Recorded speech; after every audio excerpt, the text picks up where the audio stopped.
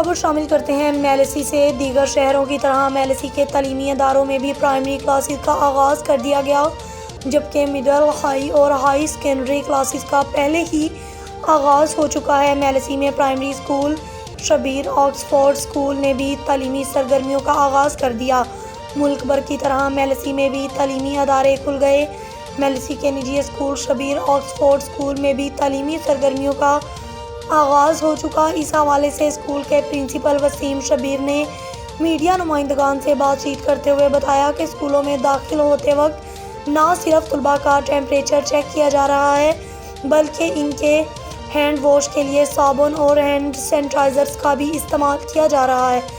स्कूलों की जानिब से वालिदैन को हदायत जारी की गई हैं कि वो बच्चों को मास्क का इस्तेमाल करवाएं, लंच और पानी की बोतल देकर भेजें, बुखार होने की सूरत में बच्चों को स्कूल ना भेजें, जबकि क्लासेस में सोशल डिस्टेंस को मद्देनज़र रखते हुए सिटिंग प्लान तरतीब दिया गया है। इंतज़ामिया का कहना है कि कोरोना से बचाव के लिए वालिदैन का तामुन नहायत ज़रूरी है। मैं हुकूमत को शुक्रिया अदा करती हूँ जो उन्होंने स्कूल खोले। हम SOPs को फॉलो कर रहे हैं और मास्क लगा के स्कूल आ रहे हैं। जी बिल्कुल, स्कूल में दाखिल होने वाले हर बच्चे का टेम्परेचर चेक किया जा रहा है, प्रॉपर SOPs को फॉलो किया जा रहा है। जिन बच्चे का टेम्परेचर ज़्यादा हो, जिसको नज़ला ज़ुकाम खांसी बुखार हो, उसको हम वापस भेज रहे हैं। और वालिदैन से भी हिदायत की जाती हैं, उन्हें बताया गया है वालिदैन को भी कि जिस बच्चे का टेम्परेचर ज़्यादा हो, जिसको बुखार हो, उसको स्कूल में ना भेजें।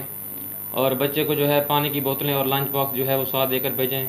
और जहाँ तक बात है सोशल डिस्टेंस की, तो क्लासेस में जो है एक सिटिंग प्लान तरतीब दिया गया है, जिस हिसाब से बच्चों को समाजी फासला बरकरार रखते हुए बिठाया गया क्लासेस में। जी।